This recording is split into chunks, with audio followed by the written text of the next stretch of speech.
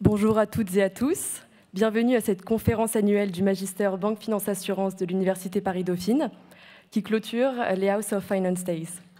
Nous avons aujourd'hui l'immense honneur de recevoir Jean-David Lévite, ambassadeur de France aux États-Unis, ainsi que François Villeroy de Galhau, gouverneur de la Banque de France et membre du Conseil des gouverneurs de la BCE.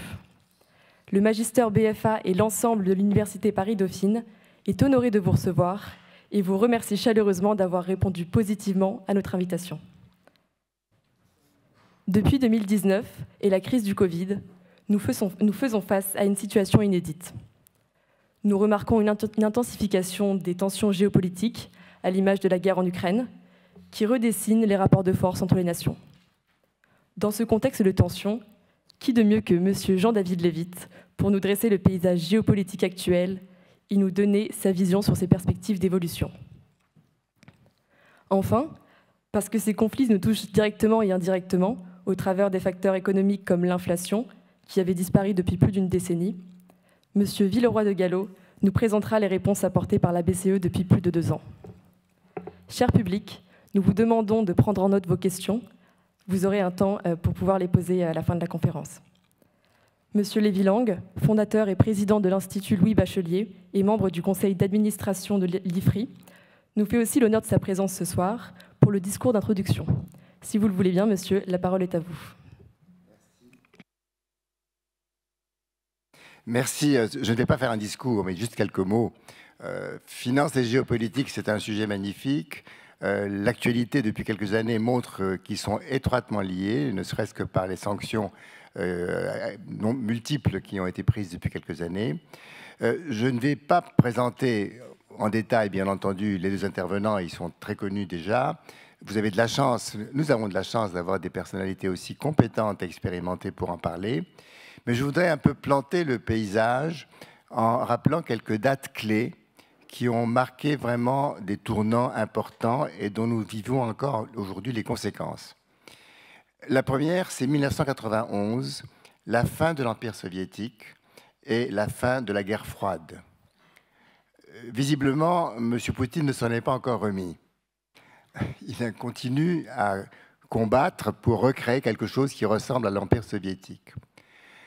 Peu après, 2001, 2 événements, l'un heureux, l'autre malheureux. Événement heureux, la création de l'euro, qui s'est produite en fait en 2 étapes, comme vous le savez. En 1999, la création de l'euro financier pour les banques. 2002, 1er janvier, la création de l'euro qui circule.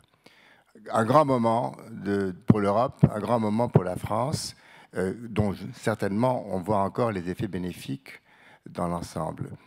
Mais 2001 aussi, moi je pense toujours 9/11, mais c'est 11 septembre. Le 11 septembre, l'attaque du World Trade Center, où pour la première fois, l'Amérique et le reste du monde découvrent ce qu'est le terrorisme islamiste. Bon, on n'a pas fini de le découvrir, mais ça a commencé ce jour-là, à cette échelle. Écho de cet événement, peu après, 20 mars 2003. 20 mars 2003, le président Bush, George W. Bush, décide d'envahir l'Irak pour faire tomber Saddam Hussein, qui, apparaît-il, des armes de destruction massive, et instaurer au Moyen-Orient une démocratie occidentale, libérale, ouverte, économique, et créer la liberté. Il ouvre la boîte de Pandore, et on n'a pas fini d'en voir les conséquences. Donc ces moments ont marqué vraiment des changements importants. Dernière date que je voudrais citer, qui est financière, c'est 2008. La crise des subprimes, crise née aux États-Unis, et dont la conséquence paradoxale, c'est qu'à la suite de cette crise, la finance américaine a accentué encore sa domination dans tous les domaines. Les chiffres sont impressionnants. 2008 a marqué un tournant pour de nombreuses raisons. Quoi qu'il en soit, ça a donné aux États-Unis l'arme nécessaire pour utiliser la finance en géopolitique par les sanctions. Donc tout ça se tient. Voilà, simplement, c'est le cadre que je voulais poser, le décor, pour situer un petit peu ce qui va suivre. Alors, comme je l'ai dit au début, on ne présente ni l'ambassadeur Jean-Daniel Lévit, ni le gouverneur de la Banque de France, François Villeroy de Galhau. Mais je vais quand même citer 2 ou 3 choses, moments qu'ils ont vécu et qui me paraissent importants et significatifs. Jean-Daniel Lévit a été 2 fois Sherpa. Vous savez ce que c'est un Sherpa? C'est un conseiller diplomatique du président de la République. Le Sherpa porte en principe les grimpeurs. Le Sherpa du président l'accompagne. C'est son bras droit, c'est celui qui est présent pour les débats au plus haut niveau, et c'est celui qui travaille avec les autres Sherpas pour préparer les réunions. Il a un rôle essentiel. Il l'a été une première fois pour le président Chirac et une deuxième fois pour le président Sarkozy. Il a été 2 fois ambassadeur à des moments, entre autres, à des moments très importants. D'une part, ambassadeur à l'ONU, si je ne me trompe je ne vais pas me tromper de date, de 2000 à 2002, où il était, si je ne me trompe, au Conseil de sécurité au moment de 9/11. Peu après, il est de nouveau ambassadeur, mais cette fois à Washington, de 2003 à 2007, où il a la tâche ingrate d'expliquer aux Américains pourquoi la France a voté contre l'intervention en Irak. Mais il le fait aussi bien que possible, et il en a retiré en tous les cas une expérience des États-Unis qui est exceptionnelle. Enfin, je signale en passant qu'il n'est pas, si je peux me permettre, tout le monde ne sait pas que quand on dit qu'il est ambassadeur de France, il est à vie. Et c'est une dignité qui est décidée par le président de la République et qui est décidée en Conseil des ministres. Donc il est ambassadeur de France. Et, bon, il est très modeste et on peut peut-être le rappeler. Le gouverneur de la Banque de France, François Villeroy de Galhau, est un cas unique, si je peux me permettre de le dire. Un cas unique. Bon, il a été très haut fonctionnaire, il a posé des positions de direction au ministère des Finances, il a dirigé des cabinets ministériels, mais de 2003 à 2015, il a été dirigeant de banque, et pas n'importe quelle banque, de BNP Paribas. Donc, et c'est un cas, à ma connaissance, unique, cher François. Il y a des gouverneurs de la Banque de France qui ont fait autre chose après, mais avoir fait avant, je n'en connais pas d'autres. Donc, à BNP Paribas, il a d'abord dirigé une grosse filiale qui est le crédit aux particuliers, puis il a été longtemps directeur délégué à la direction générale chargé des marchés domestiques.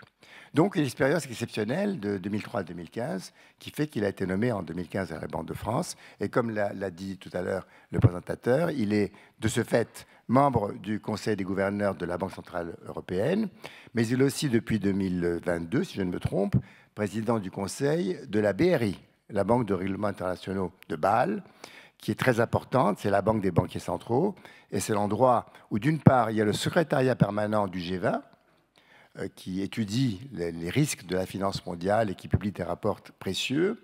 Et il y a aussi à la BRI l'organisme qui fixe les règles du jeu en matière de sécurité bancaire. Donc c'est un organisme extrêmement important. Voilà, je ne serai pas plus long parce que je ne veux pas prendre le temps important des intervenants. Et je crois que c'est vous qui commencez, Jean-David, pardon. Je ne sais pas si j'ai appuyé sur le bon bouton. Oui. Merci infiniment de ces quelques mots beaucoup trop élogieux. Je vais vous parler avec la liberté d'un retraité des postes. Et je vais non pas vous parler de l'actualité, Dieu sait pourtant qu'il y aurait des sujets à traiter, mais de la transformation, de la désintégration en cours de l'ordre mondial sur lequel nous venons d'entendre quelques mots très justes.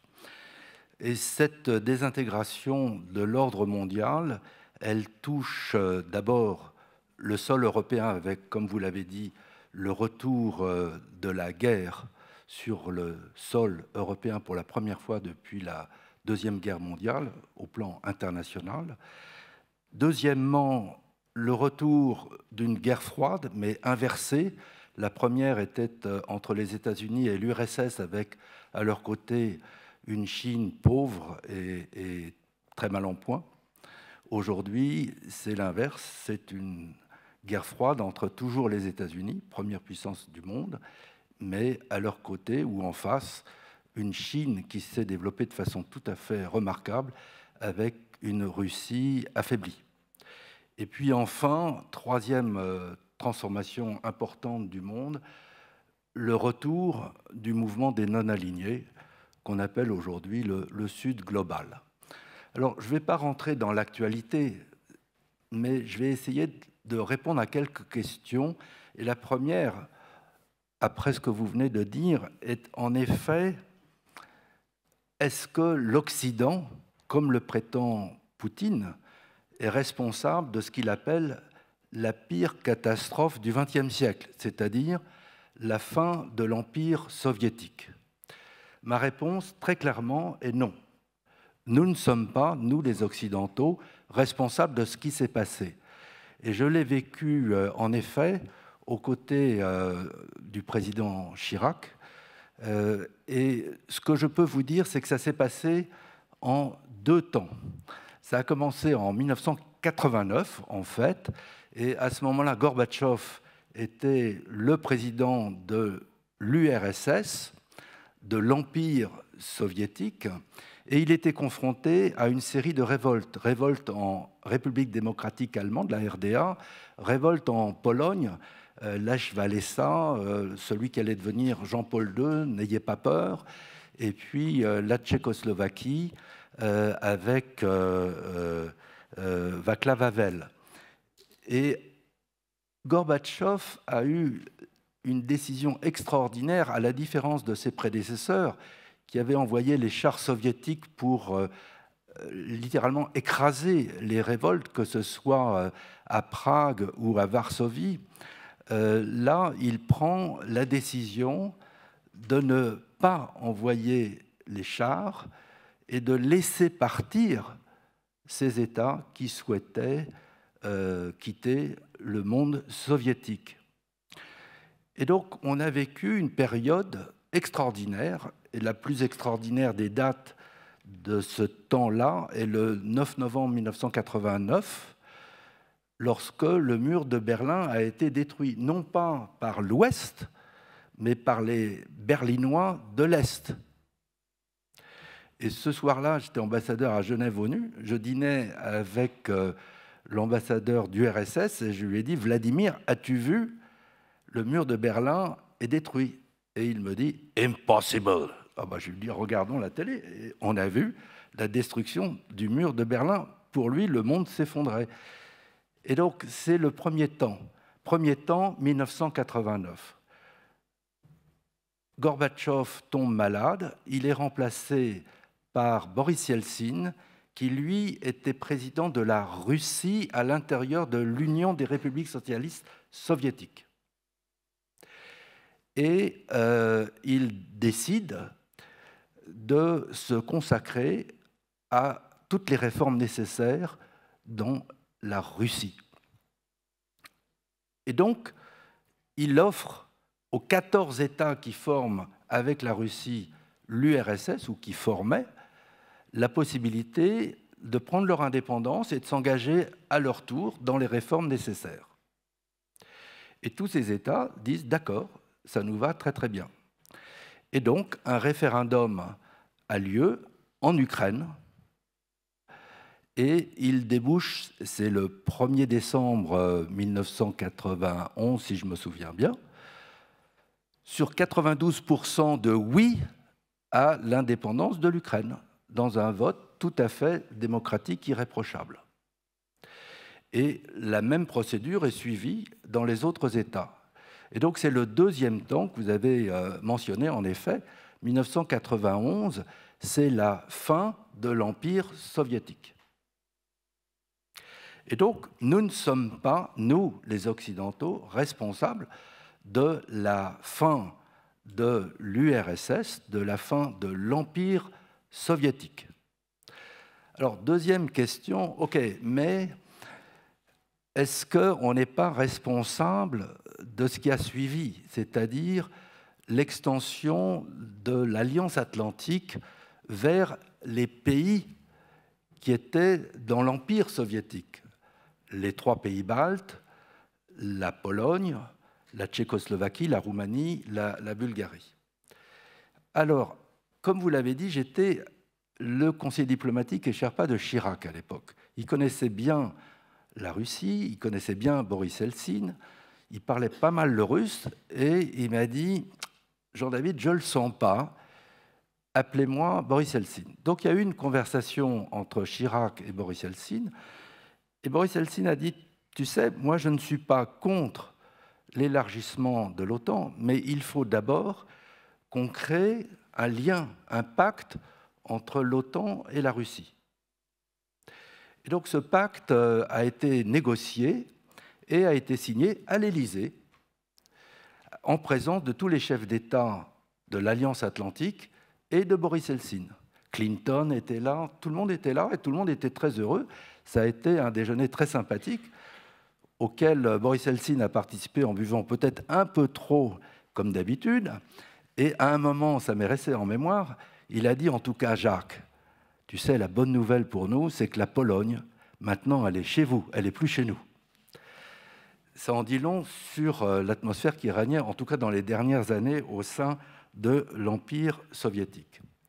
Alors la deuxième question qu'il faut se poser, parce qu'elle est essentielle quand on écoute le discours aujourd'hui de Poutine, c'est mais est-ce qu'il y a une nation ukrainienne?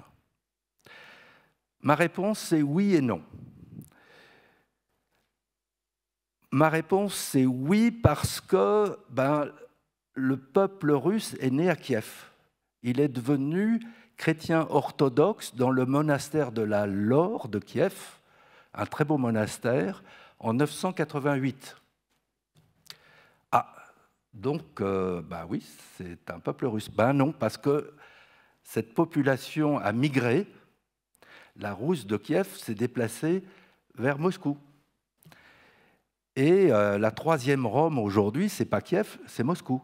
Après Rome et Constantinople, devenu Istanbul. Et alors, qu'est-ce qui s'est passé après? Eh bien, après, il y a des Polonais qui sont descendus, il y a des Baltes qui sont descendus, il y a des Hongrois et des Autrichiens qui sont montés. Et donc, c'est ce mélange qui fait la nation ukrainienne d'aujourd'hui. Quand vous êtes à Lviv, vous êtes dans l'ancienne Lvov, et quand vous regardez les bâtiments de la ville, vous vous dites « j'ai l'impression d'être à Vienne ». En effet, ça s'appelait Lemberg avant de s'appeler Lvov, et aujourd'hui Lviv. L'Ukraine, c'est ça. Alors il y a un père de la nation ukrainienne, il a un nom, Vladimir Poutine. Parce que si vous êtes russophone de Kharkiv à quelques kilomètres de la frontière russe, et que vous voyez votre immeuble détruit par les bombardements russes, vous vous mettez à apprendre immédiatement l'ukrainien et vous vous dites « terminé, j'ai des cousins de l'autre côté, mais je soutiens mon pays et je suis prêt à me battre aussi longtemps qu'il le faudra pour préserver son indépendance ». Alors, ensuite, je crois qu'il faut aujourd'hui, j'essaye de le faire court, je ne vais pas vous parler de la guerre, mais je vais essayer de répondre à une question. Est-ce qu'elle va durer? Alors, ça dépend de nous. La guerre, il faut des armes. Les armes, nous ne les avons pas, nous, Européens, pas en quantité suffisante. Elles existent aux États-Unis. Et Poutine attend l'élection américaine du 5 novembre pour savoir ce qui va se passer. Si c'est Trump, on peut craindre le pire. On a un espoir aujourd'hui, c'est qu'il existe un compromis possible pour un chèque de 60 milliards, pas seulement pour l'Ukraine, essentiellement pour l'Ukraine, un peu pour Israël, un peu pour Taïwan. Si ce chèque de 60 milliards se transforme en livraison d'armes, à ce moment-là, les Ukrainiens auront de quoi se battre, non seulement jusqu'au 5 novembre et l'élection américaine, mais au-delà. Et puis ensuite, beaucoup dépendra du choix des Américains. S'ils choisissent Trump, on peut craindre une décision du président des États-Unis disant « moi, ça ne m'intéresse pas cette guerre », et à ce moment-là, la négociation devra s'engager. Si c'est Biden, à ce moment-là, Poutine devra tenir compte de ce que l'Alliance Atlantique tout entière voudra faire, c'est-à-dire aider l'Ukraine à résister. Et puis le moment viendra d'une négociation sur la base de ce que l'orientation des combats aura produit. Alors, je m'arrête là, je répondrai à vos questions si vous en avez, mais je voudrais faire une dernière remarque sur l'Ukraine, parce que Poutine essaye de nous faire croire que c'est l'extension possible de l'Alliance atlantique qui justifie cette agression. Ça n'est pas vrai. Je vous ai dit comment Yeltsin a vécu la première extension. En fait, ce que j'ai vécu auprès de Nicolas Sarkozy, c'est autre chose. Et c'est en 2014, donc plus récemment, que la décision de Poutine a été prise. Et pourquoi il l'a prise? Ce n'est pas l'Alliance atlantique, c'est l'Union européenne. Alors vous me direz, ah bon, est-ce que l'Union européenne fait peur? Oui, parce qu'à l'époque, sans penser à mal, Bruxelles a proposé, après l'avoir fait pour les États du sud de la Méditerranée, aux États de l'Est de l'Europe, des accords d'association. En gros, on vous propose de vous engager dans un certain nombre de réformes économiques et sociales. Si vous le faites, on vous offre l'argent pour les mettre en œuvre. Et Yanukovych, à l'époque, le président de l'Ukraine, dit « d'accord, moi ça me va ». Le lendemain, Poutine l'appelle et lui dit « si tu dis non à l'Europe, je t'offre le double de la somme que te propose Bruxelles ». Ah, Yanukovych dit « d'accord, ça me va ». Le lendemain, la révolte de Maïdan, la grande place de la Concorde de Kiev, si vous voulez, commence. Et Poutine réagit dans un premier temps, donc en 2014, avec les petits hommes verts qui envahissent la péninsule de Crimée et la guerre du Donbass qui commence. Et puis, on a ensuite la guerre que l'on connaît. Donc voilà mon premier point, et qui est complété, si je puis dire, par une nouvelle guerre froide, cette fois-ci donc entre la Chine et les États-Unis. La première guerre froide, c'était naturellement entre l'URSS avec l'Empire soviétique. L'Empire soviétique a disparu, l'URSS est devenue la Russie, elle est passée de 300 millions à 143 millions. La Chine, c'est 1,4 milliard. Et cette Chine d'1,4 milliard que j'ai connue au début de ma carrière diplomatique à l'époque horrible de Mao, j'y étais à la fin du grand bond en avant et de la révolution culturelle. C'était un pays détruit, avec des famines, des dizaines de millions de morts.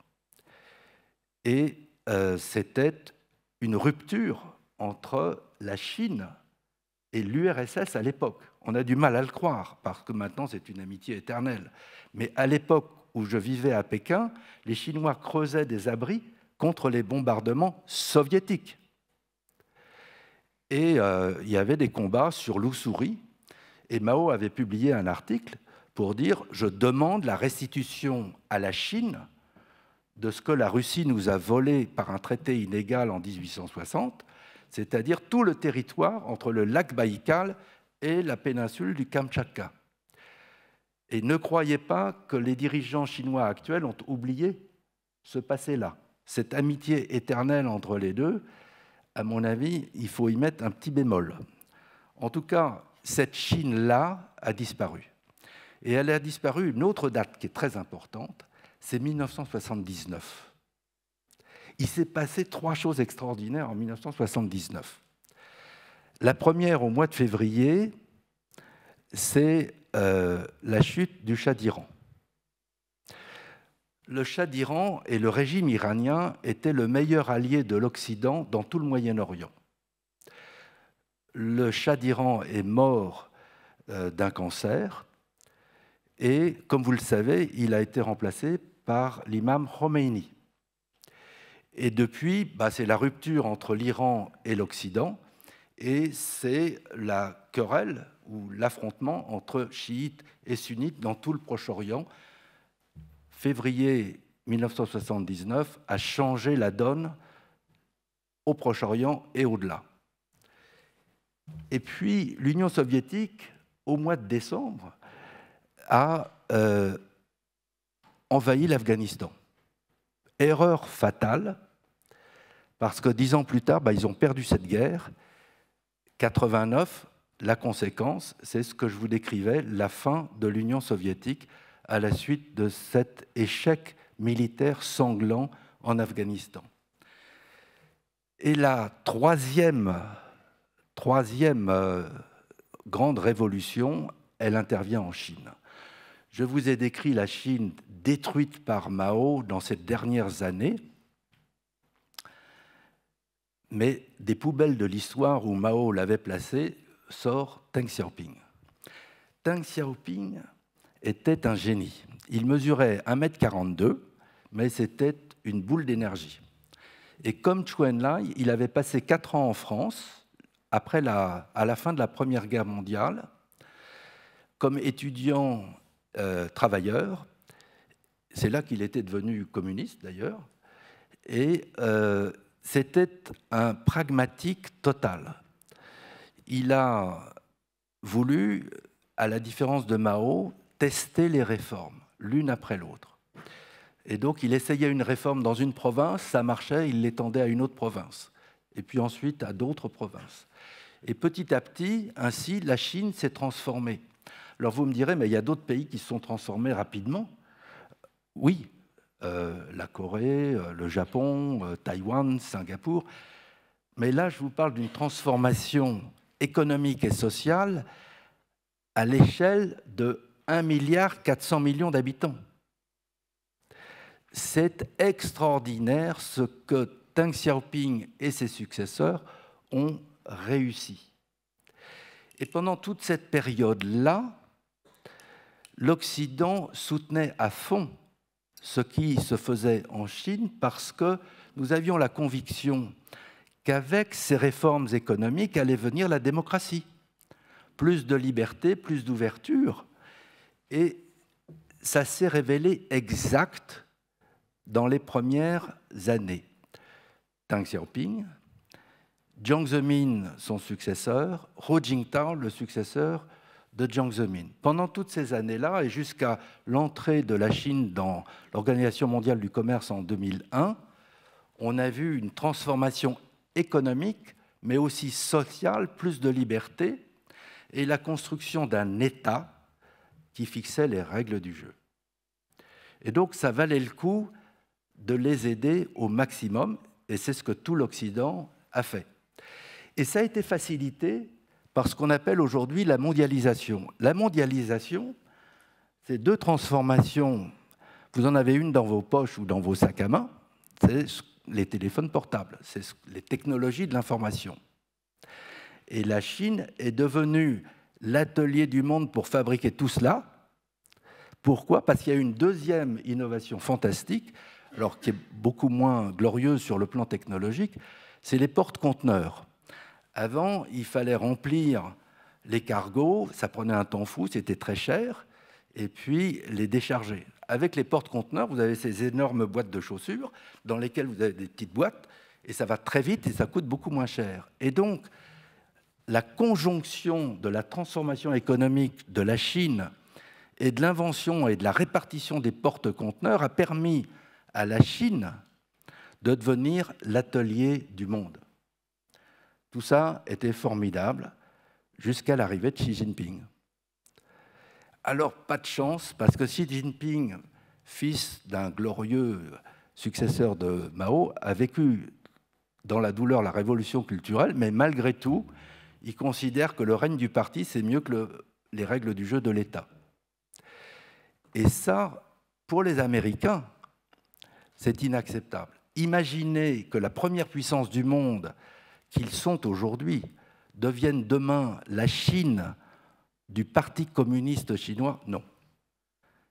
Et ce sentiment de refus de l'ascension au sommet de la Chine de Xi Jinping est partagé coast to coast aux États-Unis que ce soit les démocrates ou les républicains. Et donc, on est dans une nouvelle guerre froide, inversée par rapport à la première, puisque la Russie est dans une amitié, entre guillemets, éternelle, entre guillemets seulement parce que j'étais responsable du dialogue stratégique avec la Chine du temps de Nicolas Sarkozy, et mon homologue un jour me dit « Qu'est-ce que l'OTAN vient faire dans notre arrière-cour ?» Alors je lui dis « Je ne comprends pas ce que tu veux dire. » Il dit « Si, il y a eu des ministres de l'OTAN qui sont allés au Kazakhstan, en Ouzbékistan, au Kyrgyzstan. » Et je lui ai dit « Mais je croyais que c'était l'arrière-cour de la Russie. » « Ah non, non, non, plus maintenant.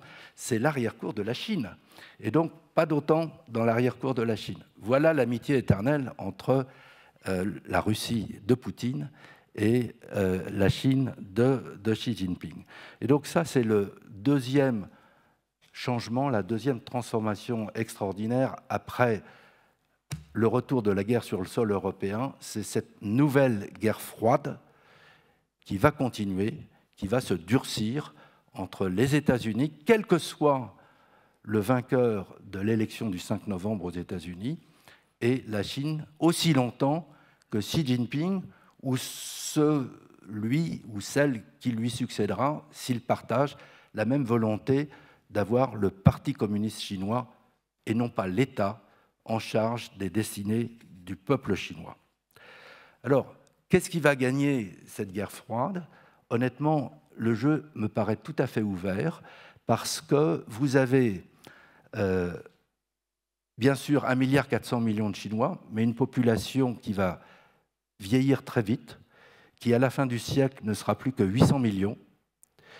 Et puis, ces décisions de Xi Jinping sur la gestion économique, que je trouve personnellement catastrophique, mais vous êtes mieux placé que moi pour en parler. Et puis la Chine n'a pas d'alliés. Elle a des obligés, sur le plan financier en particulier, alors que les États-Unis restent l'aimant de toutes les élites du monde qui veulent inventer le monde de demain en Californie, au Texas, en Floride.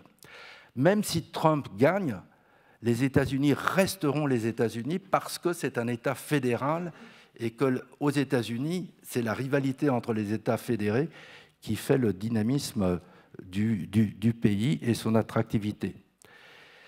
Et puis les Américains, eux, ont des alliés, et pas seulement l'Alliance Atlantique, qui avait son siège ici naguère, mais aussi le Japon, la Corée, l'Australie, etc. Et donc je pense que dans ce match du siècle, la partie n'est pas jouée, mais si je devais parier, je parierais plutôt sur les États-Unis. Alors je termine en vous parlant du retour du mouvement non aligné, parce que dans cette guerre froide qui est revenue, face à cette guerre chaude sur le sol européen, eh bien, on a le retour des non-alignés. Pire encore, je vais ruiner votre morale ce soir, je pense qu'on arrive à la fin de 5 siècles de domination occidentale du monde. Ça a commencé en 1492 avec la découverte de l'Amérique par Christophe Colomb. Ça aurait pu être très différent, parce que quelques décennies plus tôt, l'empereur Ming avait décidé d'envoyer une énorme flotte à la découverte du monde. Et ils ont envoyé, donc au début du 1400 et quelques, 7 missions, mais elles n'ont pas fait le tour du monde. Elles se sont arrêtées à l'Afrique, mer Rouge, et puis elles sont revenues avec des cadeaux, etc. Mais dans le fond, l'empereur a décidé que tout ça, ça ne l'intéressait pas. La Chine était beaucoup plus brillante que tous les cadeaux que la flotte ramenait, et donc il a fait détruire la flotte. Quelques décennies plus tard, c'était le tour de Christophe Colomb et de Magellan, qui lui a découvert que le monde était une boule et qu'on pouvait en faire le tour, et donc ça a été le début de la colonisation de l'Amérique du Sud, de l'Amérique du Nord, du sous-continent indien, de l'Afrique, de l'Indochine, de l'Indonésie, plus ou moins de la Chine. Et donc, l'Occident a régné sur le monde, a imposé son regard, et malgré les 2 guerres mondiales, c'est sur la base des valeurs occidentales que la Charte des Nations Unies et les règles du jeu entre les États ont été créées. Et puis il y a eu le mouvement non aligné au moment de la guerre froide. Et aujourd'hui, on a un retour du mouvement non aligné. Pourquoi? Parce qu'on a cette nouvelle guerre froide et qu'un certain nombre de pays ne veulent pas avoir à choisir entre l'Occident et les autres. Et les autres, en réalité, comme cela a été dit, il y a eu, dans le fond, une décennie prodigieuse. Alors, je suis tout à fait d'accord avec ce que vous avez dit. Elle a commencé avec la fin de l'Empire soviétique, 1991, et je suis d'accord avec vous, elle s'est terminée en 2001. Je présidais le Conseil de sécurité le 11 septembre 2001, et puis ça a été suivi par la guerre en Irak, enfin la guerre en Afghanistan, puis la guerre en Irak, puis la crise financière. Et à partir de ce moment-là, tous ces pays émergents se sont dit « Ouh là là, mais bon, on veut bien moderniser nos économies, bien sûr. On veut bien suivre les règles du jeu de l'économie, mais on ne veut pas occidentaliser nos sociétés et nos régimes politiques. » Alors, c'est vrai évidemment pour Poutine, et la Russie, donc, qui veut revenir à la tradition russe, religieuse, etc. C'est vrai en Turquie, avec Erdogan qui veut effacer Atatürk et qui veut revenir à Soleiman le Magnifique. C'est vrai si je continue avec l'Inde de Modi. C'est vrai évidemment avec la Chine de Xi Jinping. Tous ceux-là veulent se recréer la tradition ancestrale et bâtir leur règne sur la base de ces valeurs-là.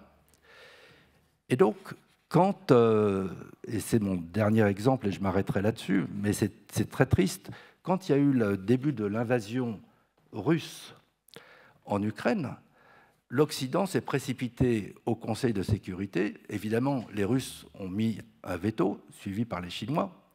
Donc on a été à l'Assemblée générale de l'ONU et on a dit qu'il faut condamner cette invasion russe de l'Ukraine.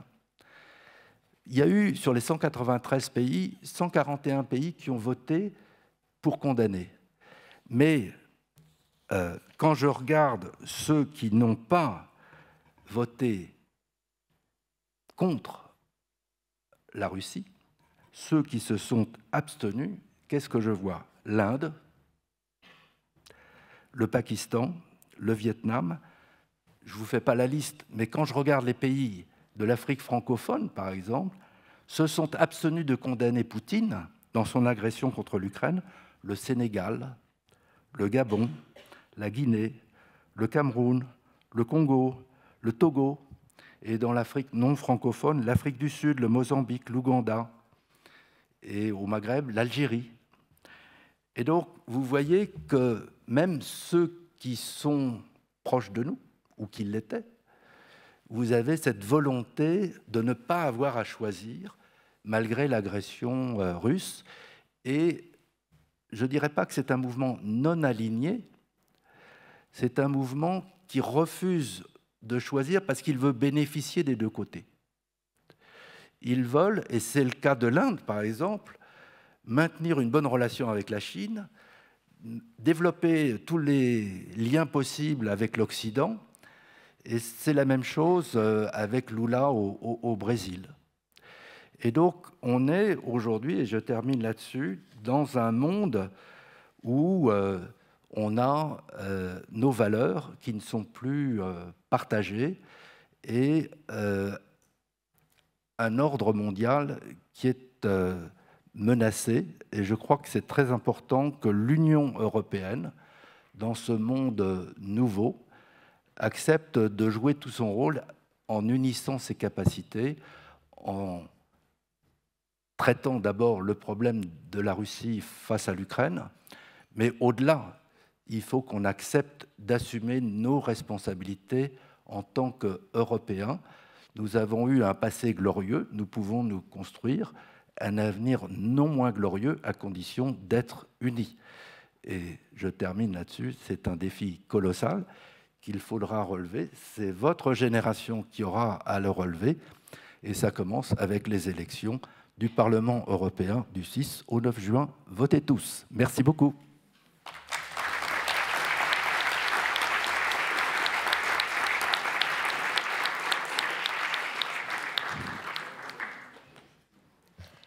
Merci beaucoup, Monsieur l'ambassadeur, pour ce retour en arrière captivant qui nous permet de mieux comprendre les dynamiques géopolitiques actuelles.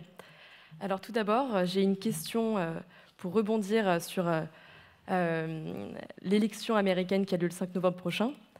J'aimerais vous poser la question suivante.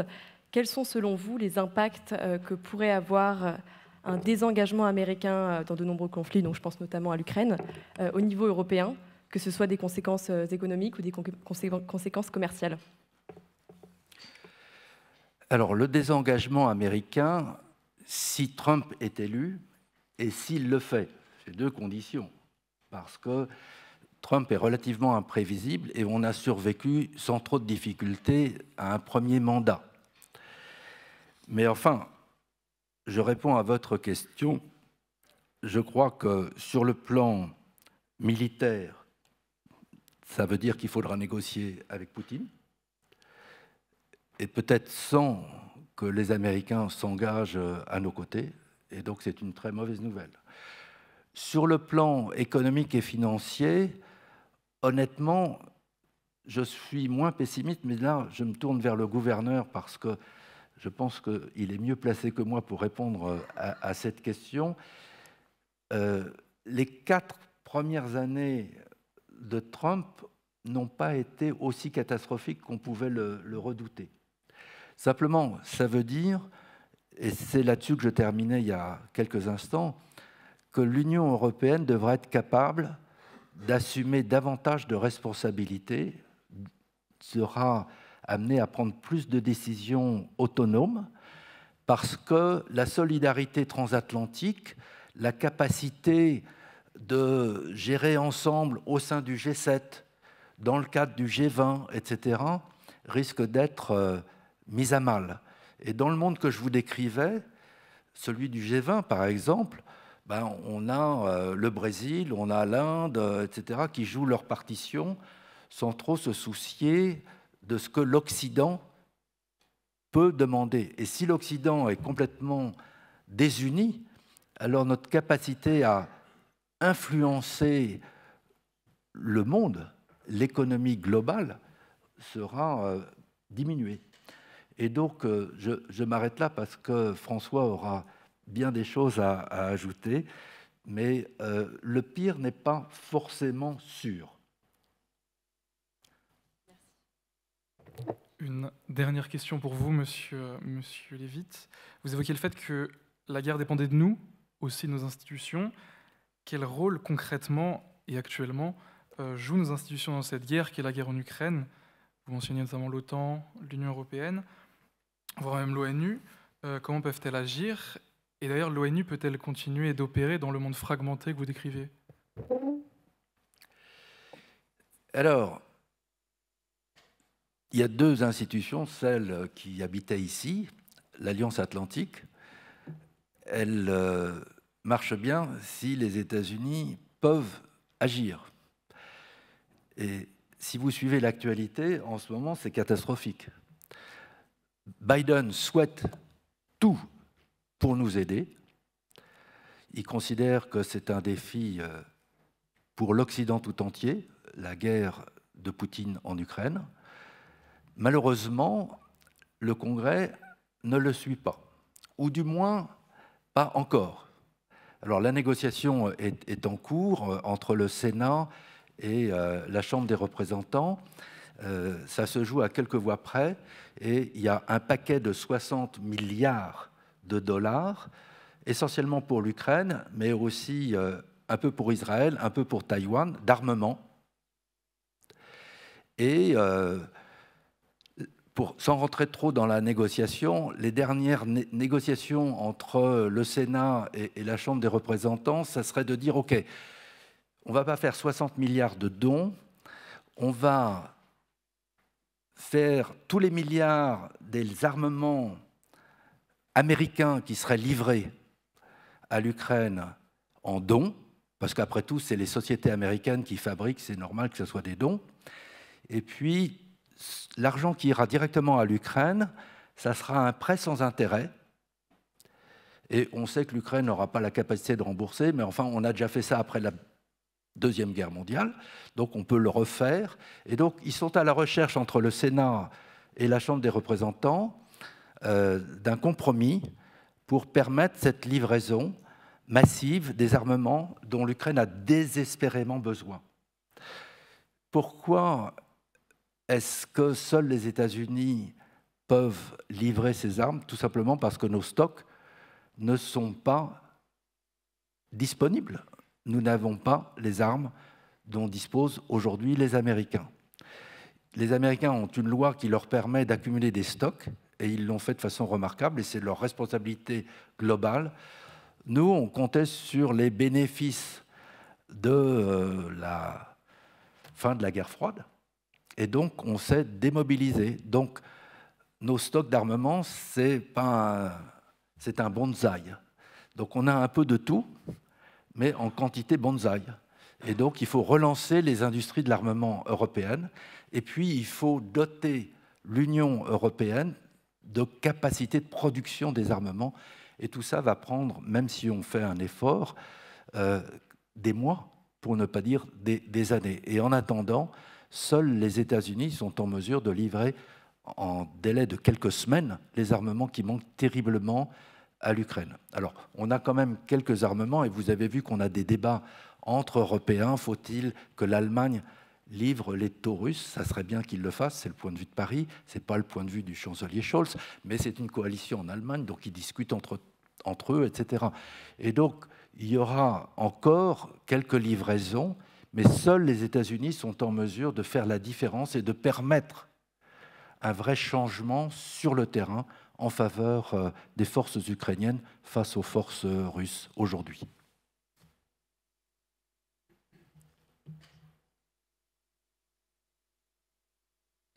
Merci, Monsieur Lévit, pour ces réponses captivantes.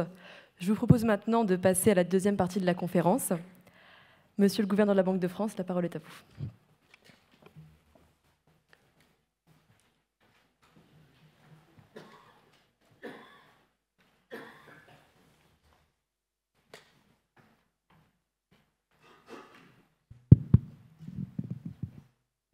Voilà, je vais parler debout pour une raison très simple. Parce que pour maintenir votre attention après l'intervention remarquable de Jean-David Lévit, il faut employer les grands moyens. C'est la 4e fois que j'ai le bonheur d'être invité à Dauphine. Je me souviens d'un premier exposé ici en 2016, dans cette même salle Raymond Aron. Je vous en remercie. Mais c'est la première fois, cher Jean-David, que je t'y succède. Et cet enchaînement dit déjà beaucoup. Nous, banquiers centraux, nous ne sommes en charge que des réponses économiques, monétaires et financières, mais nous sommes évidemment exposés à ce monde de tensions et de questions que tu as décrit. Alors, vous allez retrouver avec mon exposé vos terrains de jeu plus familiers de l'économie et de la finance, et je vais parler d'inflation. Mais le lien est plus fort qu'il n'en a l'air entre ce qu'a décrit Jean-David Lévit et les conséquences économiques dont je vais parler. D'abord, l'inflation est née directement du dernier choc géopolitique qui était l'invasion de l'Ukraine. Et ensuite, tu as parlé de l'élection américaine. Je crois que les conséquences politiques de l'inflation dureront peut-être plus longtemps que l'inflation elle-même et jouent un grand rôle dans le débat démocratique de la plupart de nos sociétés. Alors, je vais quand même dire un petit mot d'actualité d'abord à propos des tensions sur les finances publiques françaises. Vous avez suivi le débat depuis quelques jours. Je voudrais dire que la dégradation actuelle ne signifie bien sûr pas la faillite de la France, mais elle appelle au moins 2 impératifs. Le premier, collectivement, c'est d'affronter la vérité et de faire enfin preuve de crédibilité. Je ne sais pas si vous en êtes conscient, pour votre génération, mais voilà 15 ans que notre pays et ses gouvernements successifs ne tiennent pas leurs engagements pluriannuels de redressement. Et puis, le second impératif, avant de prendre des décisions éventuellement nécessaires sur les impôts, c'est de nous occuper enfin sérieusement des dépenses. Je crois personnellement, profondément, au modèle social européen. Je crois au service public. J'ai choisi, cher André Lévy-Lang, d'y revenir. Mais le problème, c'est que ce modèle social nous coûte en France environ 10 points de PIB de plus que nos voisins européens. 58-48 à peu près, en pourcent du PIB. Et les dernières années n'ont en rien réduit l'écart. Il y a eu certes la bosse des soutiens exceptionnels Covid et énergétiques, mais une fois passée cette bosse, nos dépenses publiques totales ont encore cru en pourcentage du PIB par rapport à l'année 2019 pré-Covid. En volume, hors effet de ces dépenses exceptionnelles, je cite la Cour des comptes, nos dépenses pourraient encore augmenter de plus de 2% en 2024. Et donc, il est plus que temps, non pas de décréter l'austérité et la baisse générale des dépenses, mais d'arriver à cette stabilisation générale en volume. Cela suppose un effort de priorisation et d'efficacité juste et partagé par tous, État, mais aussi collectivités locales et prestations sociales. J'en reviens, si vous voulez bien, au défi pour les banques centrales dans ce monde dont nous parlons. Nous avons dû faire face à la succession de deux chocs aussi rares et de sens économique contraire que d'abord la pandémie, choc déflationniste, puis 2 ans après l'invasion russe de l'Ukraine, choc inflationniste. Et cette succession était absolument sans précédent et imprévisible, de grande ampleur et en même temps très rapide et en partie temporaire. Alors aujourd'hui, la vague inflationniste a heureusement reflué. Elle est passée en zone euro d'un pic, vous l'avez peut-être oublié, de 10,6% en octobre 2022 à 2,6%, dernier chiffre en février. Mais ce retournement positif appelle souvent, sous votre contrôle, aujourd'hui 2 questions que je souhaite traiter ce soir. Alors ce soir, je vais faire l'anatomie d'une chute. Je reviendrai au film à la fin.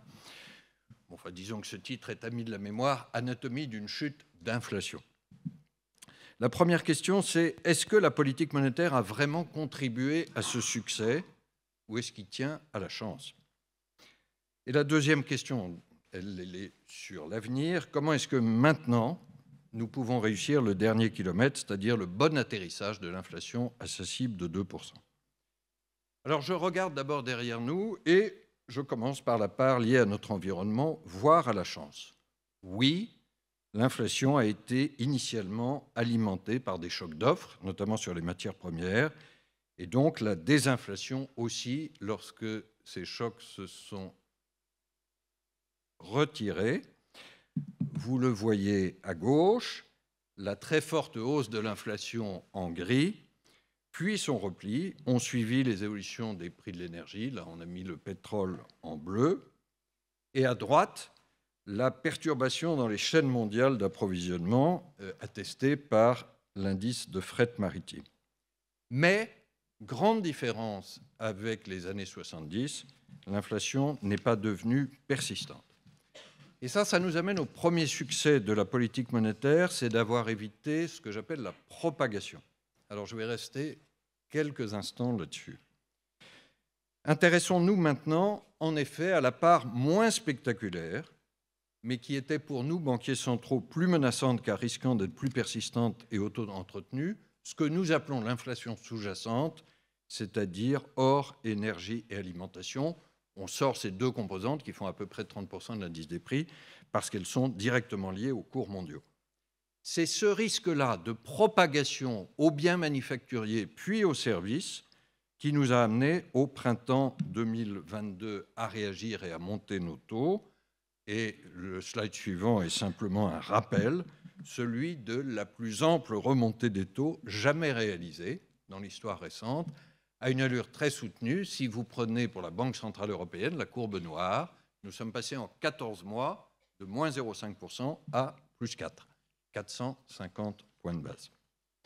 Et de fait, l'inflation sous-jacente dont je parlais, après avoir culminé à 5,7% en février 2023, et vous voyez qu'on avait bien eu un début de propagation, est aujourd'hui revenu à 3,1. Alors 3,1, c'est encore trop par rapport à notre cible de 2% d'inflation totale. mais c'est une baisse rapide et sensible. Il s'agit majoritairement de services qui composent à peu près les 2/3 de cette inflation sous-jacente, et donc on ne peut sérieusement en attribuer le mérite au cycle des matières premières. Est-ce que pour autant il faut le décerner à la politique monétaire? Je veux pour cela creuser les deux canaux de transmission de celle-ci. Il y en a un qui est traditionnel et l'autre, auquel je viendrai après, qui est plus nouveau. Le canal traditionnel, et ce que j'oserais dire le canal historique de la politique monétaire, c'est, vous le savez, de freiner la demande via le crédit face à une offre qui est devenue plus contrainte. Alors pour cela, les banques centrales visent d'abord une hausse des taux réels, c'est-à-dire déduction faite de l'inflation.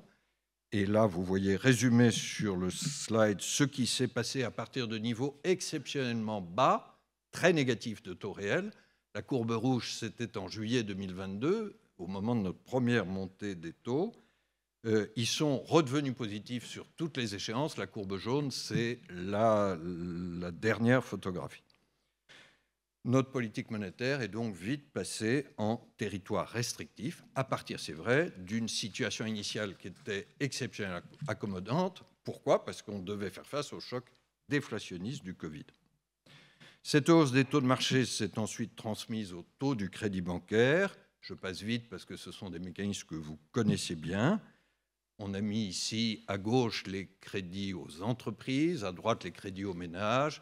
Et en haut, vous avez les taux, en bas, vous avez les volumes. La zone euro est en noir, la France est en bleu. On garde une croissance des encours légèrement positive en zone euro, 0,2% pour les entreprises, 0,5% pour les ménages. Au passage, c'est un peu plus favorable en France, mais c'est évidemment une croissance beaucoup plus faible qu'avant le resserrement. Et ceci contribue à modérer la demande intérieure, investissement et consommation. Alors apparaît, jusque-là, je crois que je rejoins votre cours de politique monétaire classique, mais il s'est passé quelque chose d'un peu différent cette fois-ci.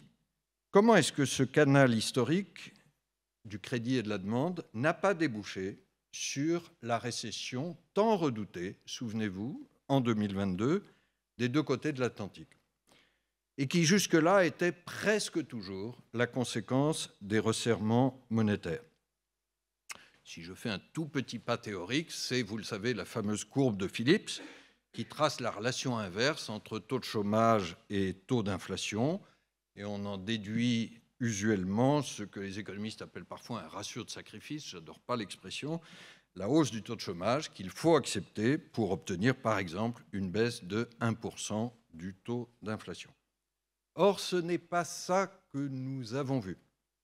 Nous avons vu un soft landing jusqu'à aujourd'hui, voire, expression américaine, une immaculée désinflation avec un quasi plein emploi aux États-Unis. C'est objectivement une heureuse surprise. Elle a pu être aidée en France par les réformes en faveur de l'emploi, mais je crois qu'il faut, pour expliquer ce qui s'est passé cette fois-ci, en venir au canal plus nouveau, qui est le canal des anticipations. Alors là aussi, je vais faire un bref détour théorique, et je n'en ferai pas de trop nombreux. Qu'est-ce qui s'est passé depuis les années 70 et depuis la victoire contre l'inflation des années 80? Je crois que la politique monétaire moderne a été enrichie par 3 révolutions. La première, c'est une révolution institutionnelle, l'indépendance des banques centrales dans toutes les économies avancées. Ça se passe dans les années 80 et 90, notamment pour l'eurosystème, pour ancrer la monnaie unique, et pour la Banque de France en 1993. La seconde révolution, elle est sur les objectifs. Je vais le dire très brièvement, mais il y avait autrefois le pilotage par les agrégats monétaires, en un mot ce qu'on appelait le monétarisme. Désormais dépassé, nous sommes passés au ciblage direct de l'inflation. Pour les aficionados, c'est la Banque centrale de Nouvelle-Zélande en 1990 qui commence. La BCE depuis l'origine, 99. Troisième révolution, c'est la théorie économique, l'importance des anticipations d'inflation et de leur pilotage depuis notamment un grand économiste américain qui est Michael Woodford. Fin du bref détour théorique. Mais les 3 révolutions dont je viens de parler dessinent un objectif de stabilité des prix qui est solidifié. presque ancré dans le marbre. Alors soyons clairs, ceci ne peut pas empêcher que des événements extrêmes, tels des guerres ou des pandémies, rehaussent temporairement l'inflation. Mais cet objectif conduit in fine à ancrer, arrimer les comportements de fixation des prix et des salaires autour d'une inflation à moyen terme basse et stable. Et ceci contribue à éviter, je crois que ça a joué puissamment cette fois-ci, je vais essayer de le montrer, à éviter les traditionnelles spirales prix-salaire. Pour le dire autrement, une fonction de réaction crédible et forte de la Banque centrale raccourcit significativement la durée de l'épisode inflationniste et réduit son coût en termes d'activité et d'emploi. Alors ça, c'est le raisonnement économique, mais comment est-ce que ça a fonctionné en 2022 ? Alors voyons aussi, je saute sur ce slide, voyons les anticipations d'inflation. À gauche, alors il s'agit de l'euro, à gauche des marchés, et à droite, c'est les anticipations d'inflation des entreprises, telles que la Banque de France les mesure pour notre pays. Lorsque l'inflation a commencé à augmenter, les anticipations de taux d'intérêt ont d'abord suivi le même chemin. Et puis, à partir du moment où la Banque centrale a réagi fortement, rapidement, le rythme, les anticipations d'inflation, vous le voyez, ont atteint un plateau. On est à la mi-2022, puis ont diminué. Ce bon ancrage des anticipations est une différence décisive avec les années 70. La meilleure crédibilité des banques centrales leur a évité d'avoir à porter les taux d'intérêt à des niveaux aussi élevés que lors de cycles antérieurs. J'ajouterai que pour la Banque de France, nous avons délibérément choisi, dès janvier 2023, de prendre un engagement public, celui, sauf nouveau choc, de ramener l'inflation à 2% d'ici 2025. Et quand je l'ai dit pour la première fois, il y a un peu plus d'un an, il y avait un certain scepticisme. Je l'ai fait parce que c'était notre prévision, mais aussi parce que cette date précise augmentait la force du canal des anticipations. À travers ces deux canaux, celui du crédit et celui des anticipations, le resserrement monétaire a effectivement contribué au processus de désinflation. Alors, il y a différents modèles développés par la BCE, c'est à droite, et par la Banque de France à gauche, qui quantifient cette contribution de la politique monétaire. Je vous en partage les résultats. C'est la première fois d'ailleurs que nous les publions pour la Banque de France à gauche. Nous estimons que l'inflation aurait été d'environ 1 à 2 points de pourcentage plus élevée en 2023 dans un contrefactuel qui est en pointillé où la remontée du taux d'intérêt directeur aurait simplement été celle anticipée par les marchés fin 2021 avant l'invasion de l'Ukraine. L'impact sur 2024 et 2025, vous le voyez notamment dans les graphiques BCE, serait encore supérieur parce qu'il y a des délais de transmission de la politique monétaire. Et donc, même si, je l'ai dit, le contre-choc des prix de l'énergie a initialement guidé le processus de désinflation, la politique monétaire est maintenant la force dominante qui dirige ce processus, et son effet maximal sur l'inflation n'est pas encore tout à fait atteint. Vous me permettrez de terminer cette vue rétrospective par une considération qui ne doit rien à la théorie économique, mais tout à la sagesse militaire, ce qui va nous rapprocher un peu de l'exposé de Jean-David. En septembre 1914, j'offre au soir de la victoire de la Marne, qui avait 100 pairs possibles, comme toujours la victoire, est réputée avoir dit la phrase suivante, que beaucoup d'entre vous connaissent: « Je ne sais pas qui a gagné la bataille de la Marne, mais je sais qui l'aurait perdu. » Si la bataille contre l'inflation avait été un échec, les banques centrales en auraient à coup sûr été tenues pour responsables. Alors voilà pour la relecture de ce qui s'est passé et de l'explication jusqu'ici d'un succès. Maintenant, j'en viens à mon deuxième point sur réussir l'atterrissage en douceur à 2% d'inflation. Dans nos dernières projections, nous prévoyons ce retour de l'inflation en zone euro à 2%, ponctuellement cet été, et plus durablement l'an prochain, avec une moyenne de 2% en 2025, 1,9% en 2026. L'arrivée à la cible est donc en vue. Pour autant, le pilotage monétaire va devoir être fin pour réussir l'atterrissage, et je vais proposer 4 règles de pilotage. La première, c'est de ne pas craindre exagérément les risques de ce qu'on appelle le dernier kilomètre, et je vais expliciter cette expression. D'abord, quelles sont aujourd'hui les anticipations des marchés? Là, vous avez un joli graphique multicolore avec les marchés d'options, et vous voyez vers le haut, c'est ceux qui craignent une inflation nettement supérieure à la cible, c'est-à-dire au-delà de 2,5, et puis vers le bas, ceux qui craignent une inflation nettement inférieure à la cible à 1,5. Vous voyez que ces risques d'inflation encore trop élevés, où nous manquons la cible par le haut, sont équilibrés par rapport au risque d'inflation trop faible, où nous manquons la cible par le bas. Alors cette balance des risques, comme nous le disions, équilibrée, est une bonne nouvelle parce que notre cible est symétrique, autour de 2%. Mais cette balance des risques recouvre une discussion plus profonde, c'est celle du dernier kilomètre.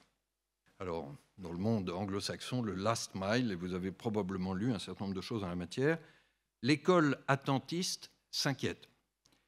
Elle relève que la désinflation doit porter dorénavant essentiellement sur les services et qu'elle y serait donc de nature différente, plus difficile, cessant de bénéficier des effets de base favorables de la désinflation de l'énergie, puis des biens manufacturés. Rien, en termes économiques, la pente de la courbe de Phillips ne serait pas linéaire et serait désormais moins favorable, et on retrouverait le fameux ratio de sacrifice plus élevé. Moi, je voudrais dire que rien, à ce stade, ne vient sérieusement confirmer cette hypothèse. Certes, l'inflation des services reste plus élevée, à 4%, mais elle a commencé sa baisse, après un pic qui était à 5,6 en juillet 2023. Et historiquement, depuis les 25 ans de l'euro, elle a pu être en moyenne supérieure à la cible totale de 2%, tout en étant compatible avec celle-ci. Et puis j'ajoute que nous n'avons pas de signe d'une spirale prix-salaire, alors que ces salaires sont particulièrement décisifs pour les services. Au contraire, quand vous regardez le graphique suivant, l'évolution de la rémunération moyenne par tête, même chose, la zone euro est en noir, la France est en bleu, marque, vous voyez, trimestre après trimestre, une décélération sensible, et la réalisation en pointillé se situe encore en dessous de nos prévisions de décembre. Et donc la désinflation des services peut être plus lente, mais pas plus ardue. Le dernier kilomètre peut être différent dans son rythme, mais pas, nous semble-t-il, dans sa nature. Accepter ce dernier kilomètre moins rapide peut être au demeurant une protection contre le risque de manquer la cible d'inflation par le bas, et ceci m'amène à la deuxième règle de pilotage de l'atterrissage. Nous devons être attentifs aux risques sur l'activité et donc préférer maintenant ce que j'appelle un gradualisme agile. Pourquoi ?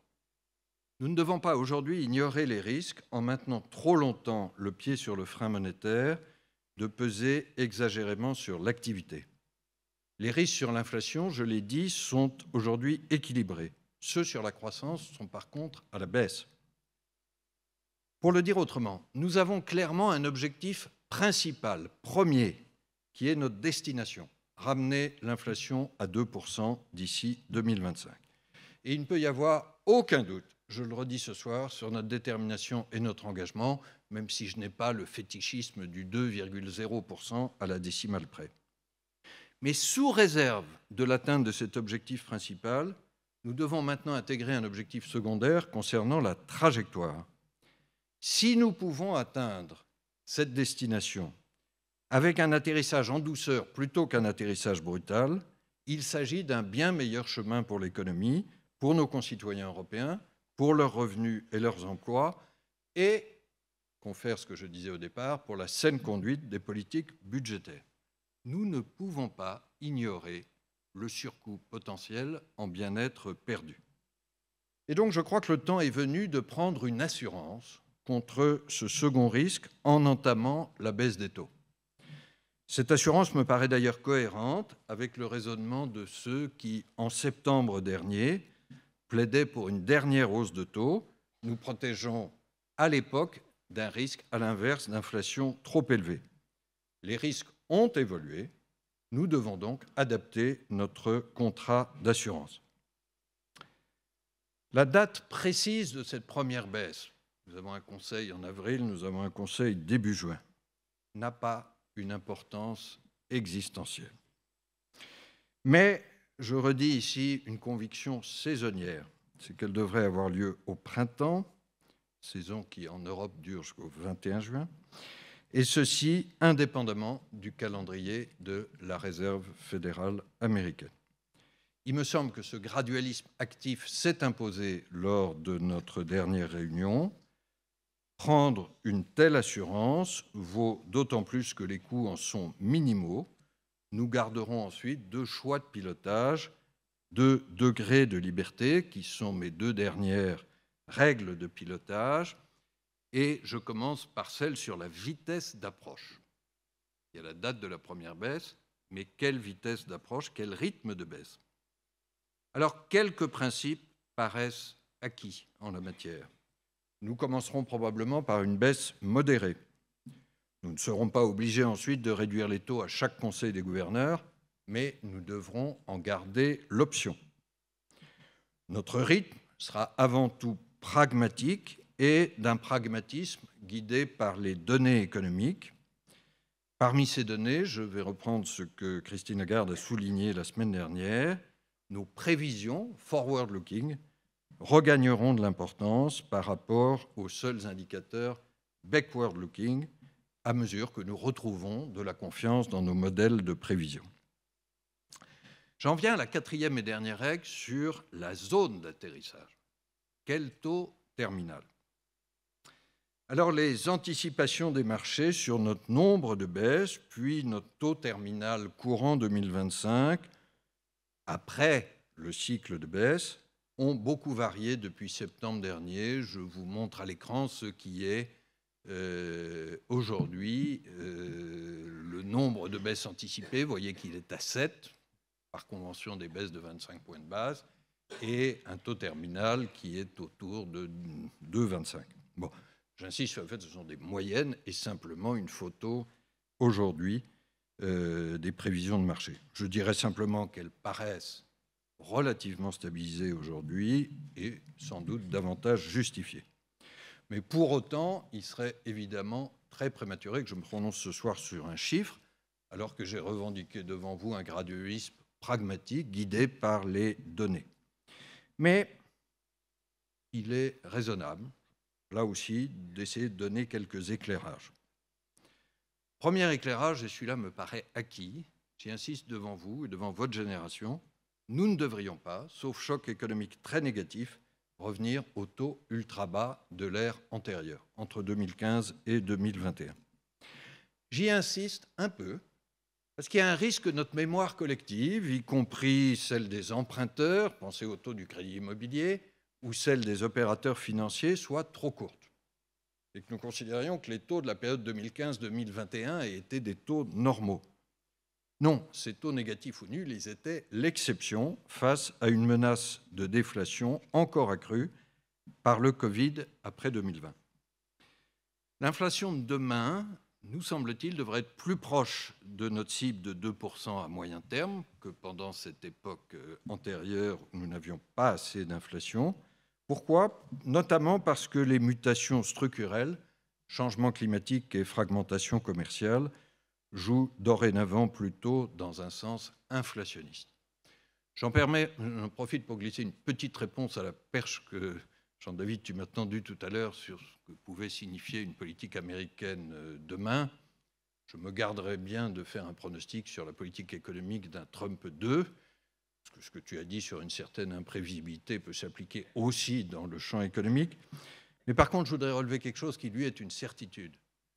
C'est que le protectionnisme, la montée du protectionnisme, des obstacles aux échanges commerciaux, qui peut arriver avec divers résultats, mais peut-être encore plus avec celui-là, est un poison lent, mais un poison sûr pour la croissance mondiale. Autre éclairage, nous disposons, même si nous ne reviendrons pas au taux ultra bas, d'une marge de baisse des taux significative avant de revenir à une politique monétaire trop accommodante.